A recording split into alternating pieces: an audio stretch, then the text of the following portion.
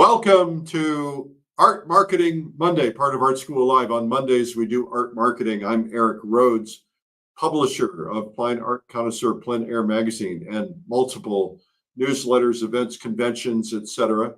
And my goal is to help you, if you're an artist, and quite frankly, these techniques appeal to anybody, but to help you sell more of what it is you've got to sell, whether it's workshops, whether it's artwork, whether it's some other platform that you're promoting.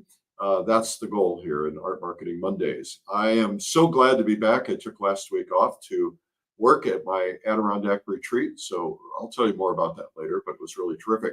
So here's the deal. If you have questions, just go into the chat and put your questions into the chat. And if you want to come on live, my producer will reach out to you and say, go into the chat, say I want to come on live, and we'll put you on live, and you'll have a chance to ask questions that I can ask you probing questions. And that's a really terrific way for us to be able to go about this and make sure that you're getting your problems solved. I have been doing marketing my entire life, and I made hundreds of thousands of dollars, if not millions of dollars in mistakes. I'll tell you one story at one time. I was back in the day, I did this print piece, and I was launching a new radio station. This was in Salt Lake City. And I was convinced that this print piece was going to drive a lot of traffic to my radio station. And so I spent $300,000. And that was then those days money. Today it would be probably $500,000 or more.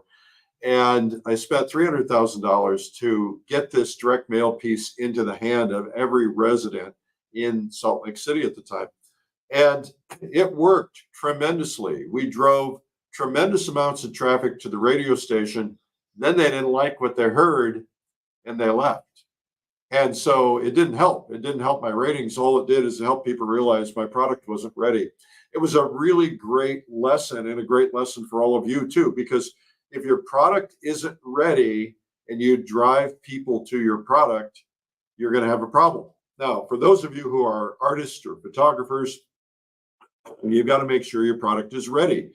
And how do you do that? Well, first off, you want to get some outside opinions, right? Because if you have let's say that you're a painter, and you have an art gallerist who tells you that you need to work on this or work on that, or you're not ready yet, or a fellow artist or something like that, then you probably ought to work on those things. If it's your mother or your father, or your best friends, or your spouse or somebody, they may or may not be willing to give you what you really need to hear, or they may not be a trained eye to tell you what you need to hear, or to tell you what you need to fix. And so keep that in mind. You want to be ready. So let's look and see what our first question is here. All right. Do we have a slide for that? I guess we don't. Okay. Okay. So here's the first question. This comes from Cheryl Chamberlain. By the way, when you guys submit questions, please tell us where you're from. That helps. Cheryl Chamberlain says, what do you think about these art marketing companies that offer to build your website, promote you, help you market your art? Is it worth it? Well, of course it's worth it, unless it's not worth it. So, I had somebody who said to me one time, I spent all this money building a website, and I didn't have any success with it. Having a website is kind of like having your name in the phone book, right? Right? Hey, my name's in the phone book. So what? You've got to figure out ways that you're going to drive traffic to a website. If you just have a website up and there's no strategy to drive traffic, then that's not any good. Now, there are companies out there that offer all kinds of things. There are SEO services, that's search, so that you show up in search. There are services. There are companies out there who do things that do promotions so that they can promote you to highlight your website to other people. The question is, who are they promoting it to? If their list is promoting it to other artists, is that going to help you or hurt you? You have to ask that question. It might help you if you're selling a product that other artists want. It might help you if you're selling a video or teaching or a retreat or a workshop or something like that. But if it's about selling paintings, even though a lot of artists do buy paintings, they buy demos, they buy things like that. And we have found that a lot of artists who come to our events buy paintings. But if they're not people who are going to buy paintings, then the question is, who are they reaching? And those, so you need to ask those probing questions. I think all of these services that people offer are probably very good. And you have to also ask yourself, what is it worth to me? How much money am I going to spend? And how much return do I need to have on that money to make that money worthwhile? So we all, those of us who do marketing, we all have what we consider to be a cost per customer or a cost per lead. So I will know, for instance, that I'm willing to spend X number of dollars to acquire a customer or a potential customer.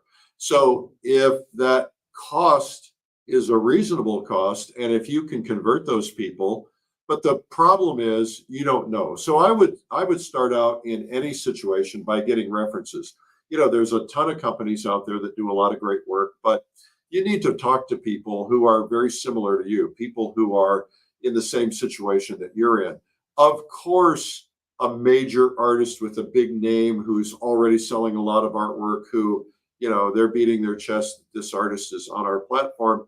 Of course, they're going to sell well, but that doesn't necessarily mean you're going to sell well. They didn't build the brand of that artist. The artist built their brand through all of their marketing. They may have been part of it, but you have to ask yourself, is there somebody who's like me on there that I can call and just say, hey, did this work? Is this something that I should be doing? Is it something that will work for me? And then ultimately, is it worth spending money? Ultimately, all things about spending money, you want to ask yourself, what's the return? And the return is typically low, Cheryl. So in the beginning, returns are low because it takes time to build brand. It takes time to build frequency. You have to be in front of people over and over and over and over again for a lot of time before you start seeing the kind of results. So early marketing is investment, and that's why it's a little hard to know. But there are a lot of services out there that you can go to. All right. Okay, next we have Andrea, who's going to come on camera. I think so. Let's see, Andrea. Let's see what your question is. We don't have Andrea? Okay. All right, we're not having Andrea today. So let's go on to another question that was submitted to me. Do you have any recommendations on creating a daily schedule for study and practice to help develop your art and your business? Yeah, I do. Let's see if I can find those daily recommendations. Well, the first thing that I would do is that when you become an artist or whatever it is you're selling, whatever your product is, if you're a photographer, you're an artist of any kind, you want to actually make sure that you have a clear understanding of what your day looks like, right? So you have to spend a certain amount of time on your business, and you have to spend a certain amount of time on your product. Now, you are unique in the sense that you are the business, you are the product. And other people like me have people to help them. So I don't create all the product, I create some of the product, but I also have a team of people who create product, and I have artists who come in and help create products. And so I spend most of my time focusing on the business aspects, the marketing aspects. So what I typically do is I ask artists, how much time do you spend on marketing your art? Now, in the very beginning, when you're marketing your art for the first time, what you want to be doing is thinking about building brand, building purpose, building awareness. And so these things take a lot more time in the beginning. And so I would say that if you're brand new and you're launching your career, then you need to assume it's going to take a couple of good years before you're going to get any traction. I mean, you'll be selling things, but to get real traction, it takes time because people need to see repetition. The repetition is about making them aware of you and then building trust with them and then making them feel as though you have the level of quality or the prominence. And so it's a process before they're going to spend money on you. Typically, there are impulse buys. Somebody may see something and go, wow, I love that. I have to own it. and that might work for you, but usually you have to have a process. So what you want to do is designate more time in the beginning. I always say to people, 20% is the number. I like to spend 20% of my income on marketing, and I like to spend 20% of my time on marketing. So if you have 20% as your number, but in the beginning, it's probably going to be more. It's going to be more percentage in the beginning. Now, sometimes you don't have any income, and so you have to take money out of your savings or find ways to fund it so you can fund your advertising, your campaign, your website services, all the different things. And you've got to do it a little bit at a time because you don't have a lot of money, probably. And so take it one step at a time. Try to figure out what's the most important thing. Take it one step at a time. So I would say typically 20% of your time on marketing. I say typically about 10% on business matters. Business matters would be things like talking to your gallery if you have one, or searching out galleries. I guess that could be part of marketing. 10% on things like bookkeeping and shipping and all of that kind of stuff that you have to do. You know, when you have any business, you have multiple hats, right? You're putting on different hats. Today I'm putting on my accounting hat. Tomorrow I'm putting on my marketing hat.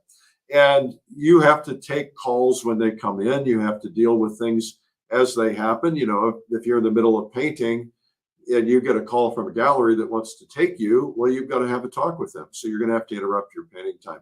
So the balance of your time is going on the creation of your product. But once you have a body of work, creation of product becomes secondary, marketing becomes first, right? Because you want to make sure that you are putting yourself out there, marketing your work. Because if you have a body of work and it's not selling, and you continue to produce more and more work for that body of work and it's not selling, then you're just filling up closets with artwork. And so what you want to do is have an opportunity to get this stuff selling and to get it marketing, get yourself involved in local charities and auctions and things like that, so that you are working on that visibility, because that's the reason you do those things. It's all about visibility.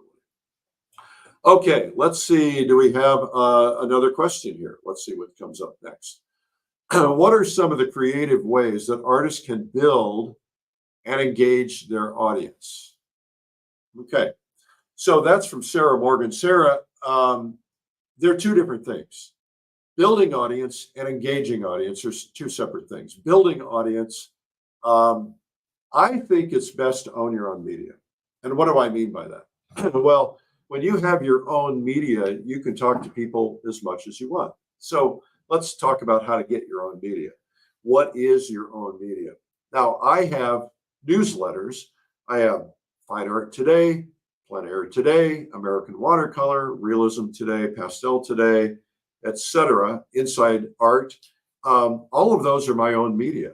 These are products that I create, that my team creates, that we build email lists on. People sign up to be a member of one of those. They're free. And then I have ad slots in those newsletters. And so I can send out a newsletter that has good content, and they can also put an ad slot in there, or I can tell people about something that's coming up. Now, if you have your own media, what would your own media be? Think about that for a second. I know. I think it's probably your newsletter. I'm having a little throat problem, a lot of pollen in the air today. Sorry. So if you've got a newsletter as an artist, then part of your goal is to get people to sign up for the newsletter. So what do you need for your newsletter? You need people who are potential buyers, or you need other artists. Now, if you're selling workshops or things that other artists buy, then the focus of your newsletter should be other artists. If you're trying to sell art, then the focus of your newsletter should be selling art and engaging people who buy art. Now, again, they may be the same person. You might want to put some things in there, but you might want to consider having two different newsletters, one for artists and one for others. The best newsletter in the marketplace is John McDonald. John McDonald has a newsletter that goes to artists that is just spectacular. And every time it comes out once a month, it's like, wow, this is spectacular. I've even contacted him and say, hey, I want to turn this into a book, because it's that good. And now in that, he promotes his videos that he's done with us. He promotes his workshops. He promotes things that are coming up. And those things are all pretty important. And so his focus is other artists. He's not putting things in there for collectors. Now, if you want to be talking to collectors, then you've got to build an audience of collectors. And so you've got to figure out, how am I going to engage them, get them in, and get them to sign up for it.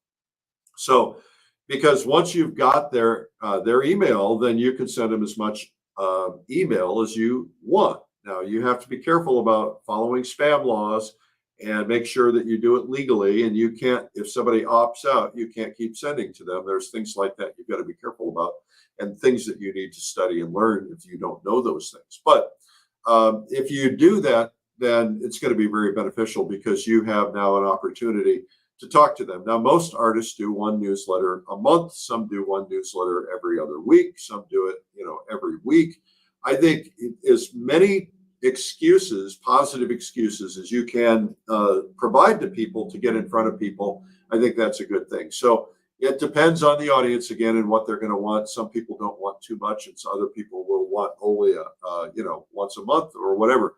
But this is a way to talk about things that are engaging, things that are happening with you, things that are happening with your artwork, etc. But you also want to keep in mind that the audience has different needs. And so if you're talking to an artist audience, then probably put some content in there like 𝗔𝗿𝗏 does, where you're putting content about, how to paint, or tips or ideas, things about how to use color, or things that would make a difference to an artist, because they're more likely to read something and to continue to open it if it's something that's of value to them. That's why I open every newsletter 𝗔𝗿𝗏 sends, because it's always of value to me. But if he were always beating his chest and just talking about his paintings and just talking about all the fun stuff that he's doing, and it's less interesting to me, then I'm not going to open it as much. Now, what he does is he integrates it in there. And he talks, he'll say, I'm going to do a workshop here, I'm going to do this, but he's always got something of value in there. So put something of value in there, and that will help. Now, how do you get these people? If you want to get people to your own lead magnet, then you need, to your own newsletter, then you need what's called a lead magnet, something that is magnetically draws them in there, right? So there's all kinds of stuff on this online, but basically, what I suggest is, in your ads, if you're running ads with my magazines or others, I would suggest you put something in there that attracts anybody who might be interested in you. For instance, come to my website and sign up for my free book, my free book of my top paintings, and my free checklist of the best ways that an artist should begin a painting. Because people will come to your website and they'll sign up for that stuff. They're less likely, if you just say, come to my website and sign up for my free newsletter, they're not likely to do that unless you give them a good reason. So if you say, my free newsletter has a comprehensive guide on techniques that artists need, you tell them a little bit more, then they're more likely to come.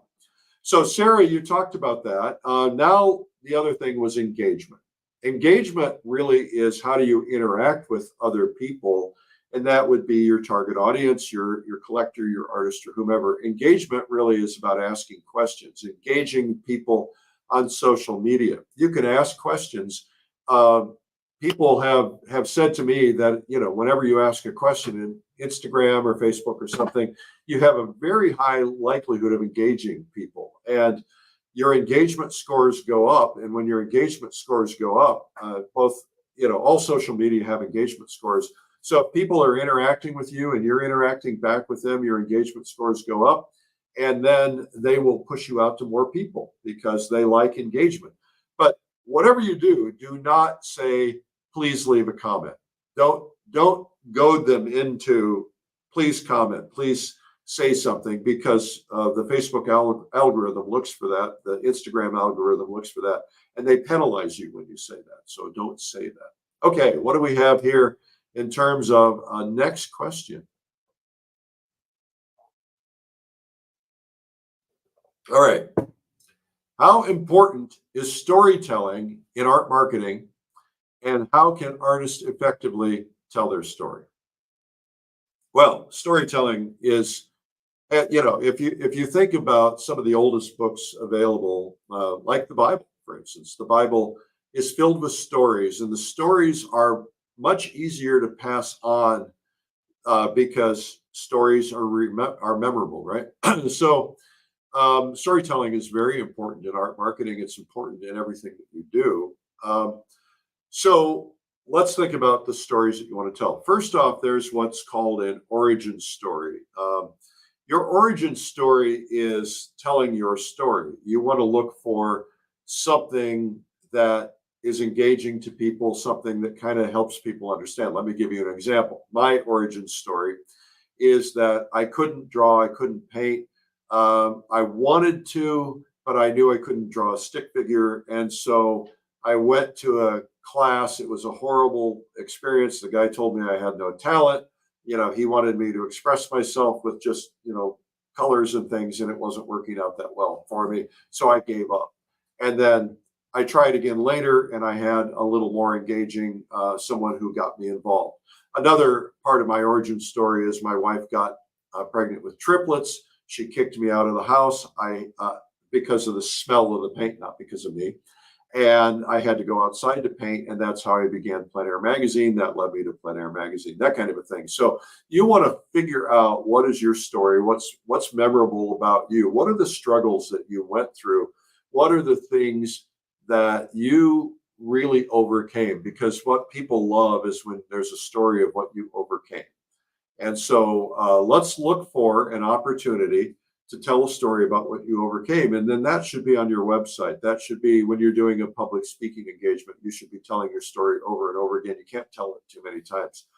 The other thing is, in terms of story, I like the story of paintings. In one of my courses, I have a whole section on creating stories for paintings, because paintings have a bit of romance to them. And I like to try and put people together with the romance of the painting. So if you look at statistics of different types of human behavior, there are 4 types of human behavior. I won't get into those right now, but 2 of those types need help seeing things. 2 of those types are creative, and they can see a painting and they'll go, oh, I love that, and I'm going to buy that.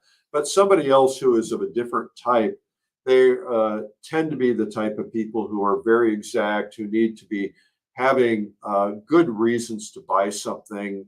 They like justification, rationalization. And as a result, they need some help. So first off, you look for a story where you can tell a story that will be a story that lives on, so that when they buy that painting, they can tell the story. So one of the examples is, I'm walking through the woods, and I see this clearing, and I can hear a river, and I break through the woods. I'm looking for a place to paint, and there up in front of me is an older gentleman fly fishing, and he's got looks like his grandson with him.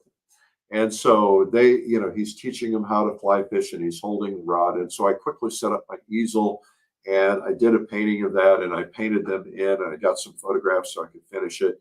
And then afterwards, I went up and I talked to him, and he said, yes, it was his grandson. And he hasn't been able to see his grandson for a long, long time because of some kind of a family issue. And, so you can put that into your story, and it resonates. And you might be able to put the location in, though exact locations might be a turnoff, because I've had people who have looked at a painting and seen that painting and said, oh, I know exactly where that is. And they're always wrong, but they're resonating with it. So if you put the location in, that might hurt you, but you could certainly say, this spot really made me think of this, and I was dreaming about this when I was painting it. And I love the way the fog came over the mountains, because it made me feel like, I was in a fantasy movie or something like that. So you can come up with a story. And then, so you want to look for ways to tell the story of paintings. What I used to do, I don't do this so much anymore because it's just a busy thing, but I would write the story on the back of the painting, or I'd write it up, I'd stick it on the back of the painting, and I would also send a copy of that story to the gallery, and they would put that little story, you don't want it too long, to be right there with the pricing of the painting, and that makes a big difference. There's also what's called the story of status. I learned this when I was a tech CEO in Silicon Valley. And I hired a company to teach me about presentations because I was going to companies like venture capital firms and big companies like Intel, and I was doing presentations trying to get them to invest in my company. So this company told me, they said, everything that you are doing your presentation on is about a story. The story is the story of their investment, right? So if you're talking to investors, you know, they want to be able to tell a story to their friends at the country club. I just invested in this company that is going to revolutionize this, and it's going to change that, and it's going to do this and do that. Well, so you want to look for a story of status. And in the case of story of status for some in the world of art, some people buy status. Not all people do, but there is a certain personality type that does.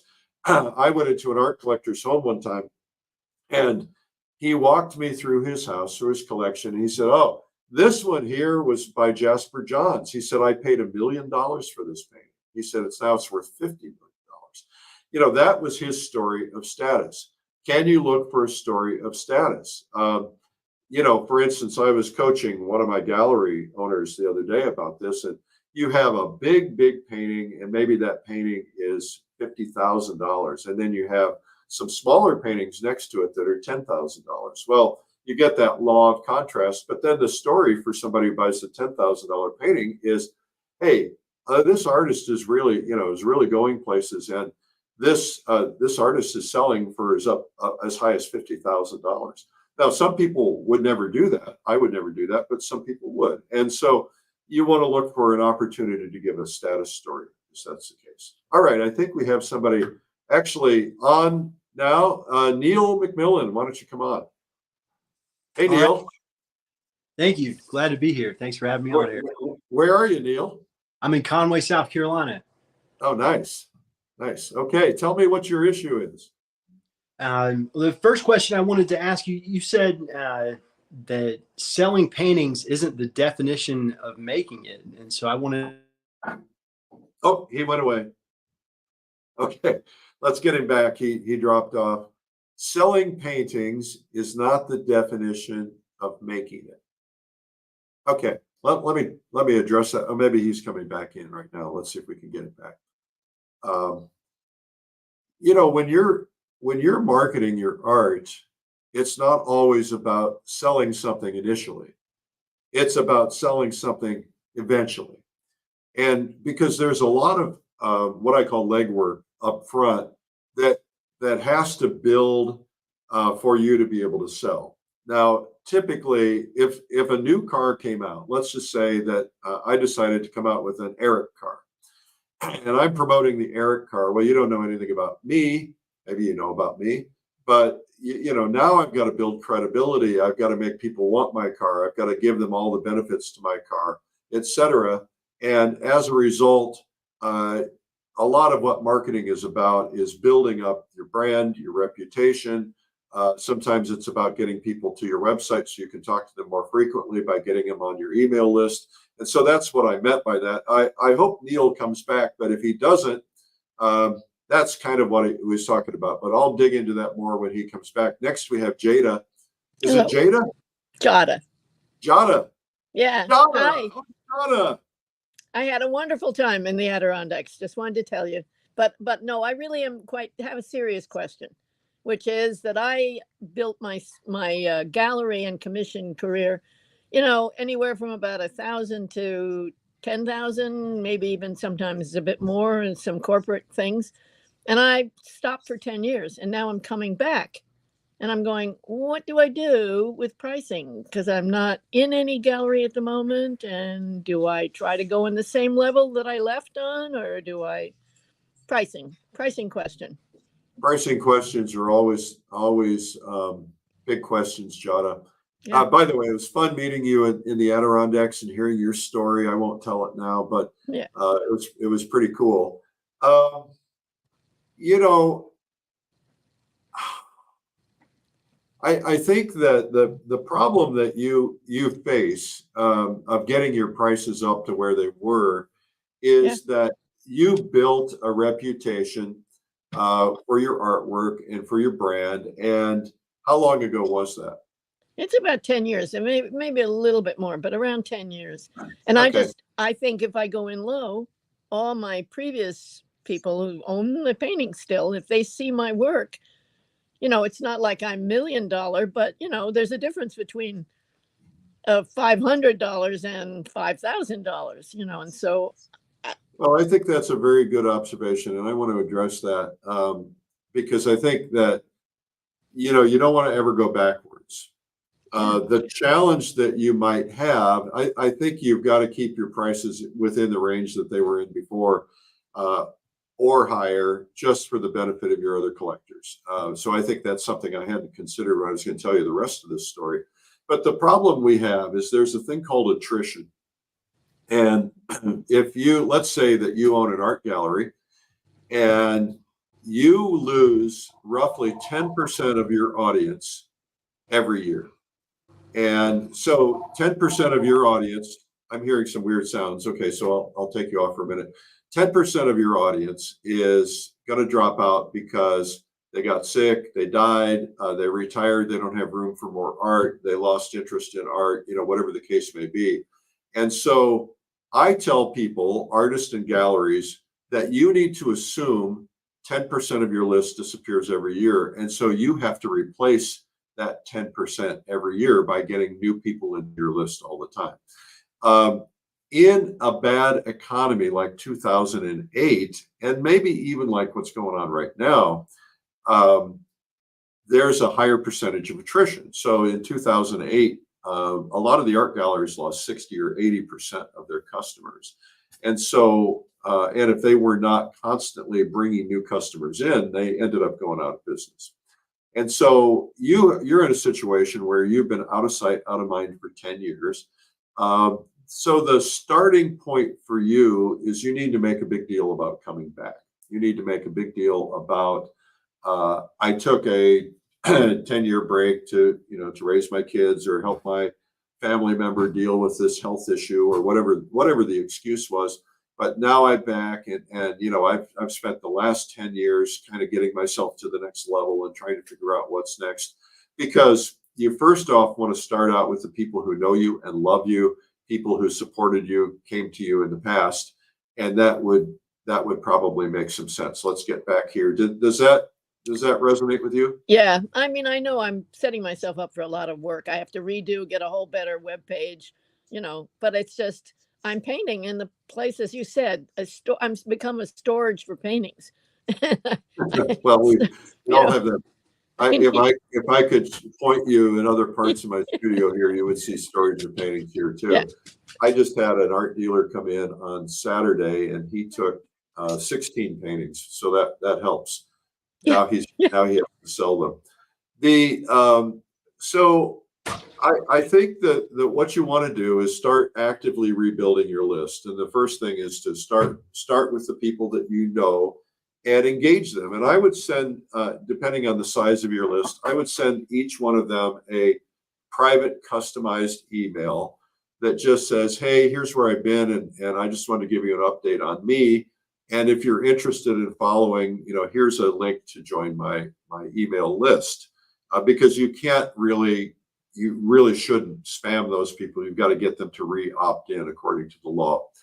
And also it's a good way to engage with them. Now, there's an old rule, and that is that the easiest person to sell is somebody who's already been sold. And Right. So, Jetta, if you have some new paintings, then what you want to do is to reach out to the people who already bought something from you and say, hey, I want to bring you up to speed on my latest work.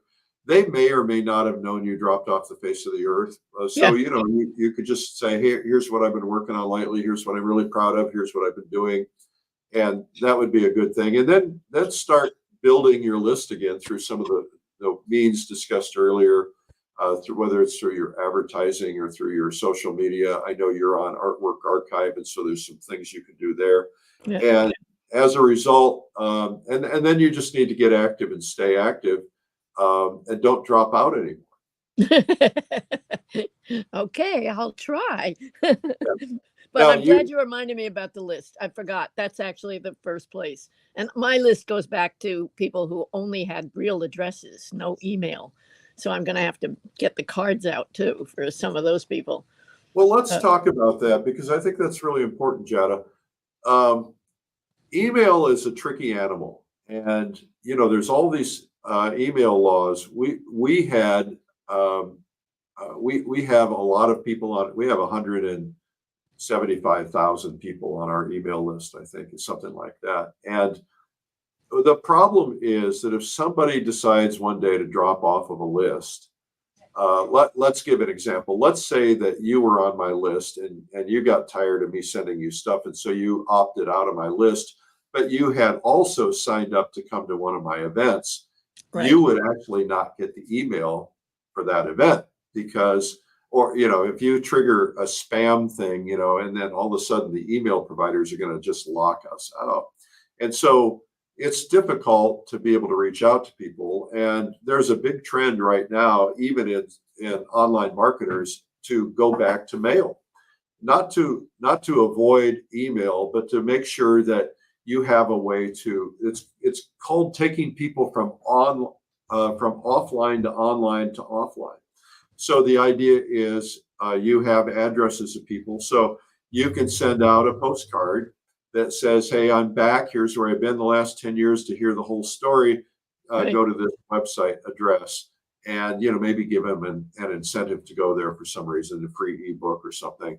And then once you have that, then you're taking them back and getting them to join your list. But there are some people, as you experienced, there are some people that we have met that are not on email, they're not on Facebook, they're only on traditional media. So they might have seen an ad for one of my events in Fine Art Connoisseur or Plein Air magazine, and they actually picked up the phone and called and registered that way because they're not getting email or they distrust email. There are still people who do that. So I think it's really good to balance things. We send out physical catalogs of our products to people as well as doing email marketing. But when you get your list, see, that's the only thing is that these people who I have snail mail addresses for, they may not do email, but the ones that I have email for, I don't have their snail mail. I almost no one gives you, you have to actually, I don't know, you have to shake the tree and say, I want your snail mail address. Well, nobody wants to give you the snail mail address unless you give them a good reason. Oh, and so you have to ask yourself, what's the value of a client? Is this person going to be worth an investment of a few bucks? So right. For instance, you could send an email to everybody and say, hey, I've got I came out with a new keychain with my favorite painting on it. I'd love to send you one. And or a little book or something like that. Little book. And if you want it, just fill out this form, and then that's a way to get them to give you their snail mail address. Yes, good. I like the little book idea. That is easy to do. I just get my printer and just print out a couple of things, staple it, and I'm ready to go. Nice. Yeah, absolutely. Or the other thing that works really nicely, it's the same kind of a thing, is I would like to send you a packet of my note cards with my favorite paintings. Yeah. Okay. Now, a packet could be 2, could be 1, could be 3. And if you have people who have bought paintings in the past, you could actually make note cards of those paintings and send those to them. But, there's a lot of different strategies on that. The idea is you want to give people something that they want, not something they don't want.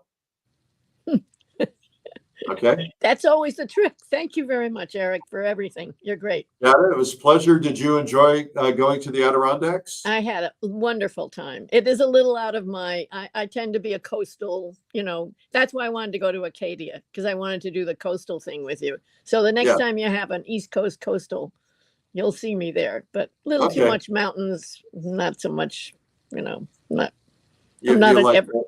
You like more ocean. Well, Fall Color Week is in California. As you go out I know. I told you if you have it next year, I will go, but I couldn't sign up for this year. Oh, you had a conflict. Okay. Yeah. Well, thank you, Jada. Thank It you was nice too. meeting you. All right, bye-bye.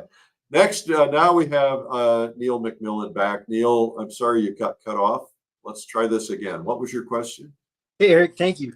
Earlier, you said you were mentioning artists who were trying to make it and said that selling paintings wasn't the definition of making it. And so I wanted to ask you, what are 3 things that are check boxes on the threshold of making it as an artist?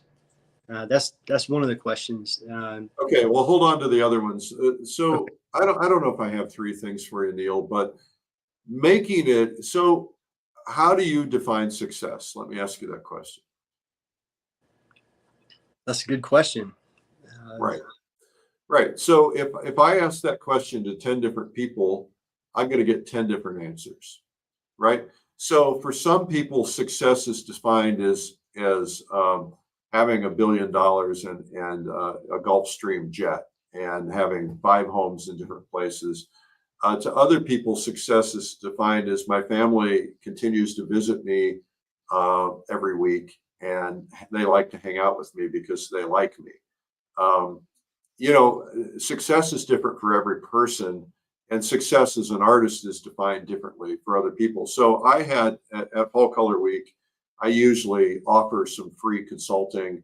You know, when I do consulting, normally I charge $3,500 an hour. And at Fall Color Week, because I'm there and these people are there supporting me, and so I say, hey, if you want some time, I've got some time, let's do it. And so I had a couple different people said, I really want some help on how to sell my paintings. And the first question I ask is, why do you want to sell your paintings? And they kind of paused, and they both said the same thing. They said, well, I don't know. I thought I was supposed to. And I said, well, do you need the money? In both cases, they said, no, I don't need the money. I'm retired. I have all the money I need, and it's not about the money. I said, well, what is it about?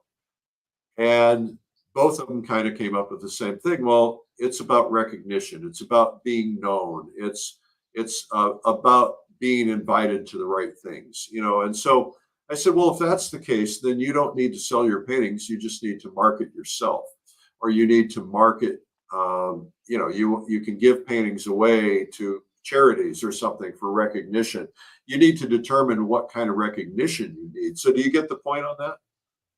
Yes, I do. So so like as an artist, I don't need the money. I need the recognition, right? I want to push myself to know that a gallery that's got, I'm in a gallery now that has Joe McGirl and has C.W. Mundy and has T.M. Nicholas and some other really great painters. And that gallery went through and did a cull out and shed several of their artists because they wanted to make sure that they were, really high quality artists. Well, my goal is to be hanging on the same walls of people like that. And, to know that the gallery owner came here, took 16 paintings and thinks they're going to sell well, that to me, first off, gives me recognition. The other recognition is when they sell. So it's not necessarily because I need that money. It's because I want to know that somebody who appreciates good paintings is going to buy them. So that's kind of what it boils down to for me. But what is it for you? What is success for you? I'd say sustainability is. What's that mean? Being able to continue to buy paint and use it. And okay.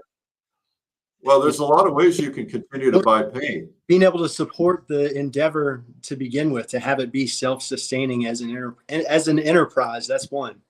Do you sell your artwork now, Neil? Yes. Okay. So, and do you sell enough artwork to sustain the enterprise? Working on it. Okay. All right. So the goal here is, in your particular case, you have a goal of being able to sustain what you're doing, pay for your materials and so on. And then do you have a goal beyond that? For instance, is there a goal of getting to the point where you're making some money that you can keep? Oh, absolutely. Yeah. Okay. Now, the question then you have to ask yourself is, what does that look like exactly? How much money is that exactly? So, people tell me, I want to make money. I said, well, how much money? Well, enough to pay for my materials. Okay, well, that's one answer. How much do you spend on materials a year? 1,000, 10,000, 100,000? Depends on what you're painting, on how much you're painting. They might say, well, my goal is to be able to travel. Okay, well, what does travel look like? How many times do you want to travel? What does travel look like? Are you going to workshops? Are you paying for those workshops? Do you want to fly? Do you want to go travel one trip a year? Do you want to travel 10 trips a year? Do you want to travel every month? How much money do I need to accomplish that? Do I want to fly first class? Do I want to fly coach? Do I want to get an RV? So everything when you're setting your goals, you want to try to get as exact and detailed as you possibly can. It's that exact detail that will make a huge difference, because you don't know what you're aiming for until you define what you're aiming for. And you can say, okay, first stage is paying for my stuff. Second stage is putting an extra 10 grand in the bank every year, or 100 grand in the bank every year, whatever the number is. Third stage is, being able to do this or do that. So that's where it's really important.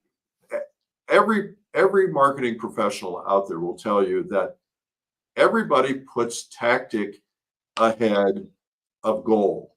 And tactic is, a tactic is, where should I advertise, or how should I be on social media? A goal is, this is what I want to accomplish, because until you know the goal, you don't know the tactic. And until you know the strategy, my strategy is to make this much money to pay for materials. That's your strategy. Now you say, okay, how do I do that? Do I have to spend money to do that? Do I have to do a newsletter? What do I have to do? That kind of thing. I like Make that. sense? Yes, sir. Can I help you in any other way?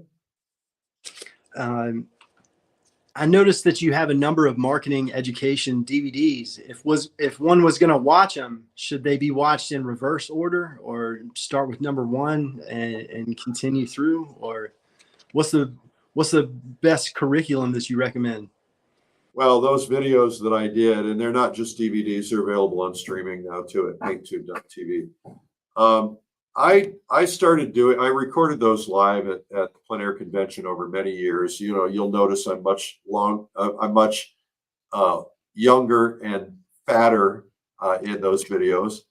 And but the content, for the most part, 90% of the content is going to be valid today. If we were talking about social media and techniques in social media 10 years ago, when some of those started, they're not going to be as relevant today, because the techniques have changed. But I kind of start with the basics and move up over the years of doing those. And so there's several of them. I'd start with the beginning, but quite frankly, the best place to go is to start with my book.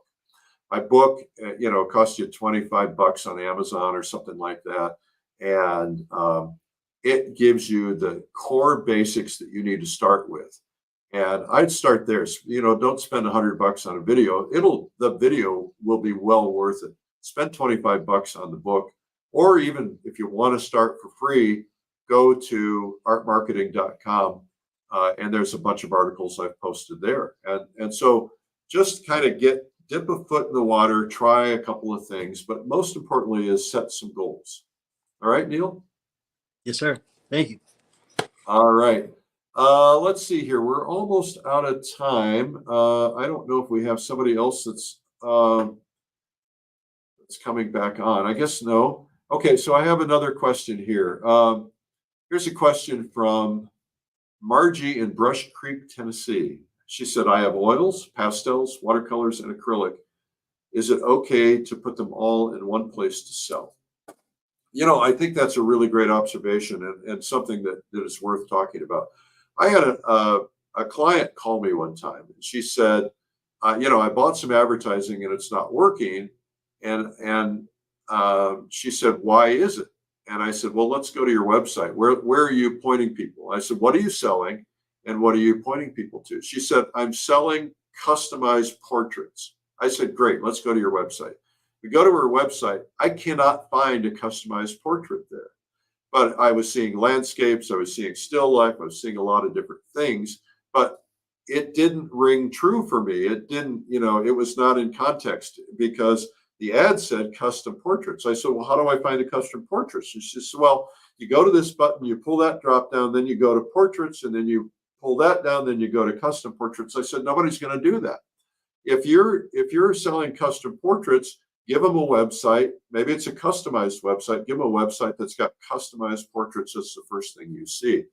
I think that what happens is that we become known for something, and you want to kind of stick with what you become known with in the beginning. Now, if Scott Christensen decides to do portraits, he's known as a great landscape painter. But if he decided to do portraits, he's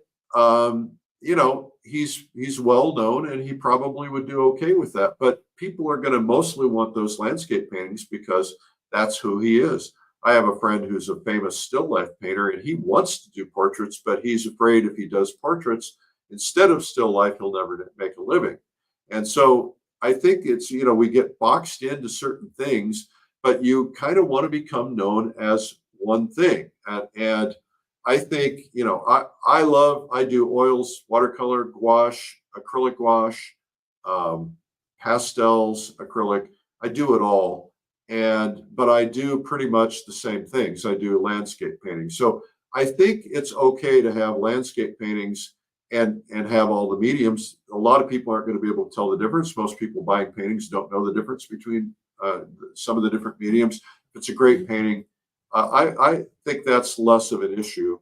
But there might be some people who are a little squirrely about that. So you could have a section of oil paintings and otherwise. But be careful about what message you're sending about yourself, because the message you send about yourself is the most important message. And, as you get more well-known over time, you can dip your foot into some other things. But the reality is that, when you think of Scott Christensen, you think of a landscape painter. Now, I know Scott does portraits. I've painted portraits with him, but that's not necessarily what you see him promoting. He promotes where he's best known. And I think that's probably the best thing to do. Now, there are some people who get known for a variety of different things, but you're going to be 80% of one thing, mostly. I tend to be 80% oil landscapes. And so that's what I focus on. I'll do portraits from time to time, but I don't put them up on my website. By the way, I don't have a website. So this is the kind of thing that I would encourage you to focus on. Okay, here's one other question, and this is from Liam Davis, who says, can artists utilize influencer marketing to reach a broader audience? Well, yes. So what influencer marketing is there are people who are known as influencers. That it's a new form of celebrity, right? So somebody like me is an influencer. I've got a couple 100,000 people, maybe not quite that many on YouTube. And so in theory, I could influence them. So if I talked about you and your art, or put you on my program, and you reach those people, we have sometimes on this program over 1 million views. So if you're working with me, I put you on the program, I'm using my audience to introduce them to you. And so, yes, influencers can work very well. If you find an influencer on Instagram or Facebook or otherwise, let's say that the extreme of this would be Kim Kardashian, and Kim Kardashian holds up a picture of your painting, you're going to get rich. You're just going to get rich. I mean, that's just because she's got a billion followers or something. And so you want to try and leverage other people who have audiences to help promote you. And, the best thing you could do is have your picture with her holding the painting that you just presented to her, and she puts your Instagram info in there, and everybody starts following you. And then you use that as leverage to get them to keep following you, but also go to your newsletter, et cetera. And next thing you know, you've got customers. And of course, you can get customers. We'll get into that another show, specifically on YouTube. All right. On Instagram. Okay. So that's it for questions for today. You can submit your questions anytime. We are doing Marketing Mondays every Monday, trying to do them live with live people. And so thank you for the people who came in today and did them live. I'd prefer to do them all live. So you want to get in here, get your questions in, send your questions in to me, Eric@pleinairmagazine.com. Or just when we go live next week, come on camera. We'll tell you how to come on camera, and you can do that too. Thank you for all the folks watching in the comments. Last week I held my Publishers Invitational Adirondack event. It's something I've done 13 years in a row, and it's just a week of painting, and we all stay in the same place. It was kind of like everybody pays one price. They come, they stay, we feed them, we play together, we sit up at night, do portraits, we do music, we have a grand time. We painted in 10 or 15 different locations. We had a really terrific time, and I want to thank everybody who was there. The next event, which is almost sold out if it's not, is called Fall Color Week, and that's at Acadia National.